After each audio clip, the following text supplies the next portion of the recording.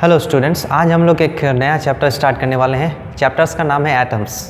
Actually हम लोग यहाँ पे क्या स्टडी करेंगे, स्ट्रक्चर ऑफ एटम्स। तो स्ट्रक्चर ऑफ एटम को एक्सप्लेन करने के लिए कई सारा मॉडल आए थे, थॉमसन मॉडल, रदरफोर्ड मॉडल, लेकिन पहला जो सेटिस्फैक्ट्री मॉडल निकला जो एटम्स को सही तरीके से एक्सप्लेन कर पाया वो है बोर्स एटॉमिक मॉडल्स। और इसी के चलते हम लोग क्या किए, हम लोग हाइड्रोजन स्पेक्ट्रम का एक्सप्लेनेशन भी हम लोग कर पाए थे। तो हाल फिलहाल हम लोग रदरफोर्ड और थॉमसन मॉडल को एक्सप्लेन नहीं कर रहे हैं, वो आप लोग पहले ही पढ़ चुके हैं। हम लोग क्या करेंगे, बोर्स एटम्स के बारे में हम लोग डिस्कस करेंगे। तो बोर्स एटम्स का शुरुआत होता है कुछ पोस्टुलेट के साथ, कुछ असम्पशन के साथ। बोर ने मान लिया कुछ पोस्टुलेट्स कि एटम्स का स्ट्रक्चर ऐसा होता है, और इसी पोस्टुलेट के ऊपर हम लोग बेसिस एज ए बेसिस मान के हम लोग कई तरीके का डेरिवेशन करेंगे, कई तरीके का एक्सप्लेनेशन करेंगे। So let's start the postulates. तो इसका जो पोस्टुलेट्स है, कई सारा पोस्टुलेट्स, एक ही पोस्टुलेट को हम लोग दो पोस्टुलेट्स लिख सकते हैं, वो अलग है, लेकिन ये मेनली 3-4 पॉइंट इसके पोस्टुलेट के अंदर है। पहला पॉइंट है कि जो इलेक्ट्रॉन्स होता है वो न्यूक्लियस के चारों ओर घूमता है along some particular orbit। वो कहीं पे भी नहीं रह सकता है, उसका कुछ अलग अलग प्लेस है, अलग अलग ऑर्बिट्स है, सिर्फ उन पर्टिकुलर ऑर्बिट से ही वो घूम सकता है, उससे बाहर किसी जगह में नहीं रह सकते हैं। आइदर वो यहाँ पे रहेगा या फिर दूसरा ऑर्बिट में रहेगा, बीच में कहीं पे नहीं रहेगा। Okay, so electrons revolves around the nucleus at some particular orbits having a particular energy, और हर एक ऑर्बिट के एक पर्टिकुलर एनर्जी है। इस ऑर्बिट्स को हम लोग क्या बोलते हैं, स्टेशनरी ऑर्बिट, मतलब पर्टिकुलर एक फिक्स्ड ऑर्बिट, इसीलिए इसका नाम स्टेशनरी ऑर्बिट है। ओके, जब इलेक्ट्रॉन्स एक ऑर्बिट में रिवॉल्व कर रहा है तो वो एनर्जी छोड़ता नहीं और गेन भी नहीं करता, एनर्जी गेन भी नहीं करता, एनर्जी छोड़ता नहीं, वो एक ही पर्टिकुलर एनर्जी में घूमता रहता है। कोई भी एक पर्टिकुलर लेवल में इलेक्ट्रॉन है, मतलब उस लेवल का जितना एनर्जी है इलेक्ट्रॉन का एनर्जी उतना ही होगा, और वो उसी एनर्जी के साथ उसमें घूमेगा। वो ना तो एनर्जी इमिट करेगा ना एनर्जी गेन करेगा। नंबर 3 क्या है, नंबर 3 है वो एनर्जी गेन और इमिट करेगा, कब करेगा, जब वो हायर स्टेट से, मतलब हायर एनर्जी लेवल से लोअर एनर्जी लेवल में आएगा तो एनर्जी छोड़ देगा as a form of radiations, और बाहर से एनर्जी लेके वो लोअर एनर्जी से अपर एनर्जी में चला जाएगा। हर चीज़ में हर लेवल्स में एक फिक्स्ड एनर्जी है। तो इस लेवल में रहने वाला इलेक्ट्रॉन्स का जितना एनर्जी होगा, नीचे लेवल में रहने वाला इलेक्ट्रॉन्स का एनर्जी अलग होगा। तो इलेक्ट्रॉन्स जब यहाँ से यहाँ आएगा तो उसका जो एक्स्ट्रा एनर्जी है, मतलब इन दोनों का बीच में जो गैप है वो छोड़ना पड़ेगा, नहीं तो इसके साथ नहीं रह सकते हैं। ठीक है, और नीचे से ऊपर जाने का मतलब क्या है, कुछ एनर्जी उसको मिलेगा, वो नीचे से ऊपर चला जाएगा। Okay, so this are the main postulates. And final very important postulates कि जो इलेक्ट्रॉन्स घूम रहा है सर्कुलर ऑर्बिट में, एक्चुअली वो इलिप्टिकल ऑर्बिट है, लेकिन हम लोग अभी हाल फिलहाल सर्कुलर ऑर्बिट मान के चलेंगे।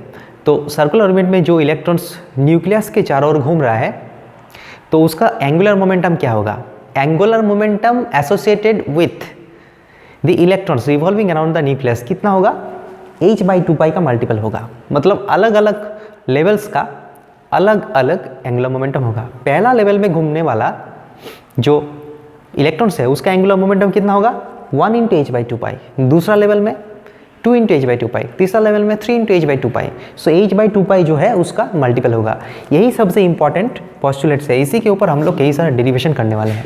सो this are the 4 postulates on which we can derive several expression or explain the hydrogen spectrum as well. So let us derive the expression for radius, velocity and energy of different orbits. Okay, for hydrogen atom or hydrogen like atom. Okay, तो hydrogen और hydrogen like atom क्या होता है उसे हम लोग पहले देखेंगे और उसके बाद हम लोग डेरिवेशन करेंगे। पहले हम लोग क्या करते हैं, जो डिफरेंट ऑर्बिट है जिसके अंदर इलेक्ट्रॉन्स घूम रहा है, डिफरेंट ऑर्बिट्स, n = 1, 2, 3, 4 जो ऑर्बिट्स है उसका रेडियस हम लोग कैलकुलेट करने वाले हैं। तो यहाँ पे एक इंपॉर्टेंट टर्म है हाइड्रोजन एटम और hydrogen like atom. Hydrogen like atom का मतलब क्या होता है, 1 इलेक्ट्रॉन सिस्टम्स। जिस सिस्टम में 1 इलेक्ट्रॉन है उसको हम लोग हाइड्रोजन लाइक एटम बोलते हैं। हाइड्रोजन में क्या होता है, न्यूक्लियस होता है और उसके चारों ओर क्या होता है, घूमता है, सिर्फ एक ही इलेक्ट्रॉन होता है हाइड्रोजन में। तो एक इलेक्ट्रॉन वाला किसी सिस्टम को हम लोग हाइड्रोजन लाइक एटम बोल सकते हैं। जैसा कि हीलियम, ये हीलियम होता है, इसका इलेक्ट्रॉन कितना होता है, इसका नंबर्स ऑफ इलेक्ट्रॉन्स 2 होता है। लेकिन अगर हीलियम ऐसा हो जाता है, हीलियम प्लस, मतलब एक इलेक्ट्रॉन बाहर आ जाता है, तो इसके लिए क्या होगा, ये हाइड्रोजन लाइक एटम है। Helium is not a hydrogen like atom, okay, but helium plus is a hydrogen like atom, तो इसके लिए ये मॉडल वेरी वैलिड है। Similarly lithium is not a hydrogen like atom, but lithium plus is hydrogen atom. यहाँ पे 3 electrons था, 2 electrons बाहर अगर निकल जाता है तो लिथियम प्लस के लिए क्या करना पड़ेगा, हम लोग इसको हाइड्रोजन लाइक एटम बोल सकते हैं। और उसके लिए क्या होगा, सिर्फ एक चीज़ अलग होगा, जेड अलग होगा। जेड क्या होता है, एटॉमिक नंबर्स वो अलग अलग होता है। तो हीलियम के लिए 2 होता है, लिथियम के लिए 3 होता है। इसीलिए यहाँ पे हम लोग सिर्फ हाइड्रोजन के लिए नहीं कर रहे हैं, हाइड्रोजन और हाइड्रोजन लाइक एटम के लिए हम लोग डेरिवेशन कर रहे हैं। अगर हाइड्रोजन होगा तो जेड इक्वल्स टू 1 डालेंगे, अगर अलग एटम होगा तो जेड इक्वल्स टू 1 2 3 कॉन्सिक्वेंटली हम लोग को डालना पड़ेगा। ओके, तो इसीलिए हम लोग क्या मानते हैं कि जो न्यूक्लियस है उसका चार्ज कितना है, प्लस जेडी। क्यों प्लस जेडी है, क्योंकि न्यूक्लियस के अंदर क्या रहता है, प्रोटॉन्स रहता है, और हर एक प्रोटॉन में कितना चार्ज रहता है, ई प्लस ई। और एटॉमिक नंबर जेड मतलब कितना नंबर ऑफ प्रोटॉन उसके अंदर है न्यूक्लियस के अंदर, उसे हम लोग क्या बोलते हैं, एटॉमिक नंबर्स। तो एटॉमिक नंबर्स के साथ अगर ई को मल्टीप्लाई करेंगे तो इतना charge, total amount of charge nucleus के अंदर है।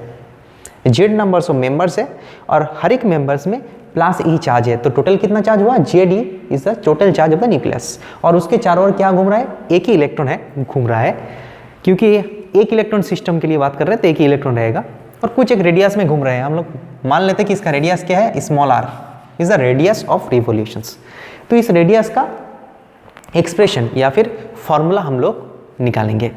ओके, तो इसका फॉर्मूला हम लोग कैसे निकालेंगे, बहुत ही इजी वे में हम लोग निकाल सकते हैं। इसके लिए कोई नया चीज़ जानने की ज़रूरत नहीं है, जो पुराना चीज़ हम लोगों को पता है उसी को हम लोग यहाँ पे अप्लाई कर सकते हैं। ठीक है, ये चीज़ सर्कुलर ऑर्बिट में घूम रहा है, ऐसे घूम रहा है सर्कुलर ऑर्बिट में, इसका वेलोसिटी है टेंजेंशियल टू द कर्व।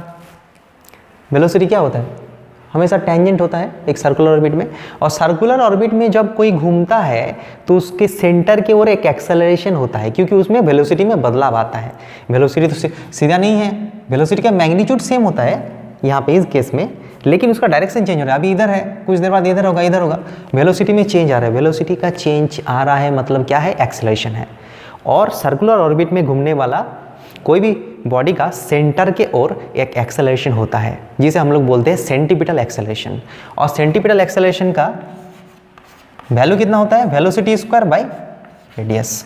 कितना होता है, velocity square by radius towards the centre, इधर टुवर्ड्स द सेंटर।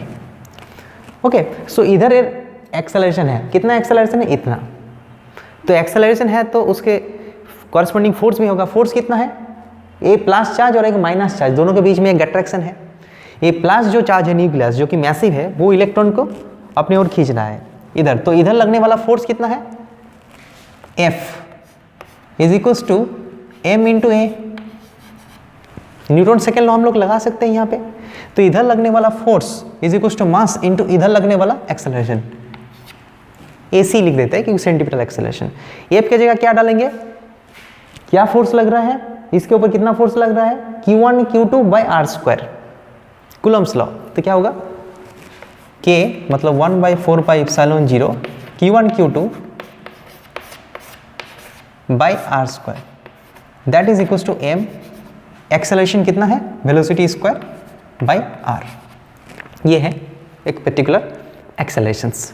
ओके, यहाँ पे जो हम लोग लिख रहे हैं v और r, इसको v और r ना लिख के हम लोग ऐसे r सफिक्स में n डाल सकते हैं, क्योंकि हम लोग कोई भी जनरल ऑर्बिट के बारे में बात कर रहे हैं। कोई गारंटी नहीं है कि इलेक्ट्रॉन फर्स्ट ऑर्बिट में है, वो सेकंड ऑर्बिट में भी हो सकता है, थर्ड ऑर्बिट में भी हो सकता है। ठीक है, वो एक्साइटेड हो गया है, उसके बारे में बाद में हम लोग बात करेंगे, इसीलिए हम लोग वी एन मान लेते हैं। तो यहाँ पे क्या हो जाएगा, यहाँ पे v, यहाँ पे जो आर एन है, एक आर एन तो कैंसिल हो जाएगा, यहाँ पे वी एन का एक एक्सप्रेशन आ जाएगा। वी एन का एक्सप्रेशन क्या हो जाएगा, यहाँ पे वी एन बराबर क्या हो जाएगा, एक काम करते हैं, यहाँ पे क्या करते हैं, यहाँ पे आर एन का एक्सप्रेशन निकाल लेते हैं। आर एन का कितना एक्सप्रेशन होगा, R N is equals to Z square by 4 pi epsilon 0, ठीक है, और एम वी एन स्क्वायर। ये हो गया आर एन का एक expressions in terms of V. हम लोग क्या निकालने वाले हैं, हम लोग पहले रेडियस का फॉर्मूला निकालने वाले हैं। तो यहाँ पे वेरिएबल्स कितना है, आर एन है और वी एन है, दो वेरिएबल्स है। तो इसको सॉल्व करने के लिए मिनिमम कितना इक्वेशन चाहिए, दो इक्वेशन चाहिए, दो वेरिएबल्स है। और एक इक्वेशन कहाँ पे मिलेगा, बोर पोस्टुलेट से। बोर पोस्टुलेट क्या कहा कि angular momentum is equals to N H by 2 pi, H by 2 pi का मल्टीपल होगा एंगुलर मोमेंटम। अब एंगुलर मोमेंटम क्या होता है, एंगुलर मोमेंटम क्या होता है, angular momentum vector is equals to radius vector cross linear momentum vector. अब रेडियस वेक्टर इधर है और मोमेंटम इधर, पी कुछ टेम भी, वेलोसिटी इधर है तो मोमेंटम इधर, दोनों के बीच में एंगल कितना है, रेडियस और वेलोसिटी के दोनों के बीच में एंगल 90 डिग्री है। तो यहाँ पे क्या हो जाएगा, R P L is equals to R P sine 90 value. So R into P, P के जगह हम लोग डाल सकते हैं R into M V, M V बराबर momentum P. So M V R basically M V N R suffix में N N H by 2 pi. ये सेकेंड इक्वेशन हम लोग को मिल गया। ये भी क्या है, it consist of two variables V N and R N, it consist of two variables V N and R N. So we can solve this equations, okay, simultaneous equations. सो हम लोग क्या करेंगे, अभी यहाँ पे वी एन है, V N को एलिमिनेट करना है। तो वी एन का वैल्यू यहाँ पे हम लोग निकाल सकते हैं। वी एन का वैल्यू कितना आ जाएगा, N H by twice pi M R N. Equation number 2 दे देते हैं। तो यहाँ पे आर एन है और यहाँ पे भी क्या है, एक आर एन है, वी एन है। तो ये वी एन का वैल्यू अगर हम लोग यहाँ पे डाल देंगे तो यहाँ पे क्या हो जाएगा, वी एन हट के आर एन आ जाएगा।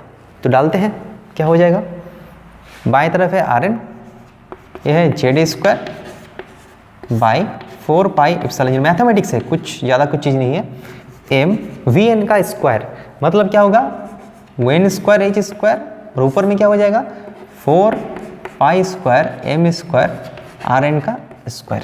तो यहाँ पे ए आर एन और यहाँ पे एक आर एन कैंसिल हो जाएगा। तो यहाँ पे आर एन का वैल्यू क्या हो जाएगा, यहाँ पे देखो 4 और 4 कैंसिल हो जाएगा, पाई और एक पाई कैंसिल हो जाएगा, और एम और एक एम कैंसिल हो जाएगा।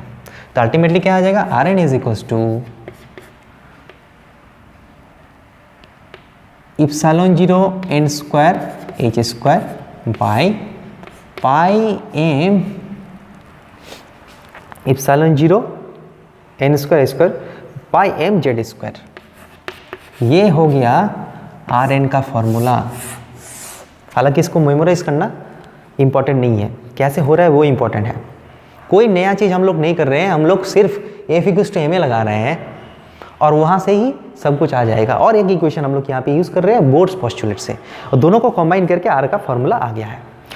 तो यहाँ पे हम लोग इजीली देख सकते हैं कि are N is equals to this, सभी कांस्टेंट है। देखो epsilon 0 is constant, H is constant, Planck constant, pi is constant, M is the mass of the electron, वो भी कांस्टेंट है, जेड मतलब एटॉमिक नंबर, ई से इलेक्ट्रॉन्स का चार्ज। तो इसको सबको अगर डालेंगे तो यहाँ पे तो हम लोग ये लिख सकते हैं कि are N proportional to N square by Z, ये याद रख सकते हैं। अगर हम लोगों को कुछ एमसीक्यू या फिर कंपैरिजन करना है तो वहाँ पे इतना डिटेल्स में याद रखने की कोई ज़रूरत नहीं है, सिर्फ हम लोग ये याद रखेंगे कि are N proportional to N square. Okay, n के साथ साथ आर भी बदल जाता है। कैसे बदलता है, ऐसे, एन मतलब नंबर ऑफ ऑर्बिट्स, कौन सा ऑर्बिट के बारे में हम लोग बात कर रहे हैं, पहला ऑर्बिट कि सेकेंड ऑर्बिट कि थर्ड ऑर्बिट, उसी हिसाब से यहाँ पे डालना पड़ेगा। और जेड इज इक्वल्स टू डालना पड़ेगा अकॉर्डिंग टू द एटम्स। अगर लिथियम के बारे में बात करें तो 3 डालना पड़ेगा, हीलियम 2 और हाइड्रोजन 1। सो ये है इसका एक्सप्रेशंस। अगर एग्जैक्टली रेडियस निकालना है तो हम लोग क्या करेंगे, क्योंकि एप्सिलॉन 0 एच पाई एम ई ये क्या है, कांस्टेंट है, वो हर चीज़ में सेम होगा, सिर्फ इन ये सब चीज़ बदलेगा, एन बदलेगा और जेड बदलेगा, बाकी सब चीज़ सेम रहेगा। तो क्यों ना हम लोग सब चीज़ का वैल्यू बैठा के एक पर्टिकुलर वैल्यू लिख लेते हैं। तो अगर इसका वैल्यू अगर हम लोग डालेंगे, घर में करना पड़ेगा इसको, तो क्या हो जाएगा, are N is equals to हो जाएगा 0.53 angstrom into n square by Z. ये सबसे इंपॉर्टेंट फॉर्मूला है। यहाँ पे क्या हुआ, जो बाकी कांस्टेंट टर्म है वो बार बार आने वाला है, तो उसको हम लोग अलग से अगर पुट करेंगे तो वो क्या आएगा, मीटर में आएगा। मीटर में आने के बाद उसको एंगस्ट्रॉम में कन्वर्ट करेंगे तो डायरेक्टली कितना आ जाएगा, Rn is equals to some constant multiply by n square by z। Constant का वैल्यू कितना होगा, 0.53 एंगस्ट्रॉम। ठीक है, 0.53 वो डायरेक्टली एंगस्ट्रॉम में कन्वर्ट किया हुआ है। अब हम लोग क्या करेंगे, अगर पूछा गया कि लिथियम का सेकेंड ऑर्बिट का रेडियस कितना होगा, तो लिथियम मतलब z बराबर डालेंगे 3 और सेकेंड ऑर्बिट मतलब यहाँ पे डालेंगे 2। सो लिथियम का हीलियम का उसके लिए ये बदलेगा, और कौन सा ऑर्बिट के बारे में बात करें उसके लिए ये बदलेगा, और बाकी ये चीज़ सेम रहेगा। तो आंसर कितना आएगा, डायरेक्ट एंगस्ट्रॉम में आएगा 0.53 एंगस्ट्रॉम। ये कैसा आया, कहाँ से आया, इस सब वैल्यू को डालना पड़ेगा। 8.85 10⁻12, 6.62 10⁻34 जूल सेकेंड, पाई 3.14 m, 9.1 10⁻31 kg और इज 1.6 10⁻19 उसका स्क्वायर। इस सब को अगर हम लोग घर में डालेंगे, आराम से करके देखेंगे कैलकुलेटर में या फिर ऐसे भी नॉर्मली कर सकते, तो वो ऐसा वैल्यू आने वाला है। तो हम लोग क्या करेंगे, एक्सप्रेशन जब निकालना होगा उसको मेमोराइज करना जरूरी नहीं है। अगर एक्सप्लेन करना है बा डेरिवेशन करना है तो हम लोग क्या करेंगे, सीरियल वाइज F=ma लगाएंगे और ये पोस्टुलेट यूज़ करेंगे, सब आ जाएगा। इसको मेमोराइज करने की जरूरत नहीं है। हाँ, न्यूमेरिकल के लिए हम लोग ये थोड़ा सा याद रखेंगे, 0.53 angstrom n square by z। तो यहीं से क्या होगा, इसका प्रॉब्लम सॉल्व हो जाएगा। ओके, अब हम लोग क्या करेंगे, इसके ऊपर एक न्यूमेरिकल करेंगे और फिर वेलोसिटी एनर्जी इसका एक्सप्रेशन निकालेंगे। इसके ऊपर हम लोग 2 न्यूमेरिकल सॉल्व कर लेते हैं। पहला न्यूमेरिकल है कि find the radius of second orbit of hydrogen atom. Hydrogen atom का सेकेंड ऑर्बिट का रेडियस निकालना है। इसका मतलब n इक्वल्स टू डालना होगा 2 और z इक्वल्स टू डालना होगा 1, क्योंकि हम लोग हाइड्रोजन के बारे में बात कर रहे हैं। तो R2 निकालना है तो क्या होगा, 0.53 एंगस्ट्रॉम। शॉर्टकट फार्मूला हम लोग यूज़ करेंगे, ये एक कांस्टेंट टर्म है, और उसके साथ क्या होगा, n स्क्वायर मतलब 4 बाई z। तो कितना हो जाएगा, ये हो जाएगा 2.12 एंगस्ट्रॉम। ठीक है, डायरेक्ट एंगस्ट्रॉम में आंसर आएगा, क्योंकि यहाँ पे एंगस्ट्रॉम हम लोग कन्वर्ट पहले ही कर चुके हैं। ओके, पहले कन्वर्ट करके ही कांस्टेंट टर्म निकला। दूसरा क्वेश्चन को देख लेते हैं। यहाँ पे रेडियस निकालना होगा हीलियम एटम का। तो हीलियम के लिए क्या होगा, सेकेंड ऑर्बिट का, बाकी सब तो सेम रहेगा। सेकेंड ऑर्बिट मतलब n स्क्वायर 4 होगा, लेकिन यहाँ पे क्या हो जाएगा, हीलियम का z 2 होता है, तो यहाँ पे 2 डालेंगे तो 1.06 एंगस्ट्रॉम इसका हो जाएगा रेडियस। तो इस तरीके से हम लोग किसी भी एटम्स का और किसी भी लेवल का रेडियस निकाल सकते हैं। अब हम लोग क्या करते हैं, वेलोसिटी का एक्सप्रेशन निकालते हैं कि वेलोसिटी क्या होता है। अलग अलग लेवल्स में जो रिवॉल्व कर रहा है इलेक्ट्रॉन्स, उसका वेलोसिटी क्या होता है वो देख लेते हैं।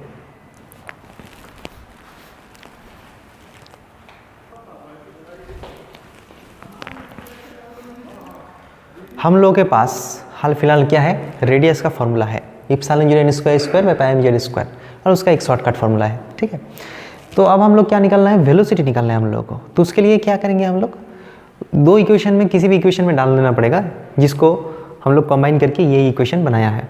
तो सेकेंड इक्वेशन में डालते हैं। सेकेंड इक्वेशन क्या है, mVnRn is equal to NH/2 भाई, ये बोर्ड पोस्टुलेट है, यहाँ पे भी डालने से हो जाएगा। तो Vn कितना निकलेगा, Vn is equal to NH/2 pi m Rn।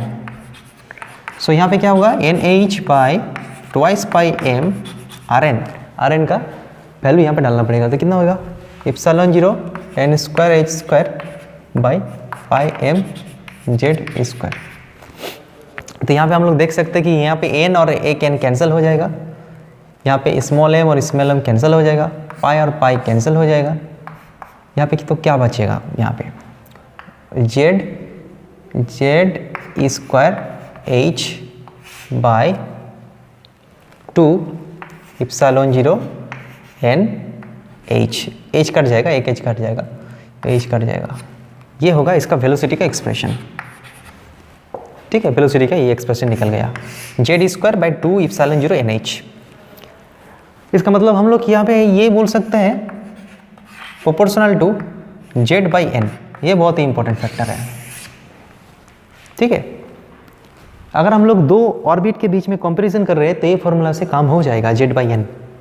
और यहाँ पे अगर हम लोग सिंप्लीफाई करेंगे तो यह आ जाएगा लगभग 2 × 10⁶ मीटर पर सेकेंड Z/n, ये कांस्टेंट टर्म है। कहाँ से आया? E(ε0h), इसका वैल्यू तो हर जगह पे सेम होता है, इसीलिए उसको अगर हम लोग डाल देते हैं और सिंप्लीफाई कर देते हो तो ये वैल्यू आ जाएगा 2 × 10⁶ मीटर पर सेकेंड अप्रॉक्सीमेट इंटू Z/n। तो किसी भी एटम्स का और किसी भी लेवल्स का वेलोसिटी हम लोग इस फॉर्मूला से निकाल सकते हैं। ये है वेलोसिटी का फॉर्मूला।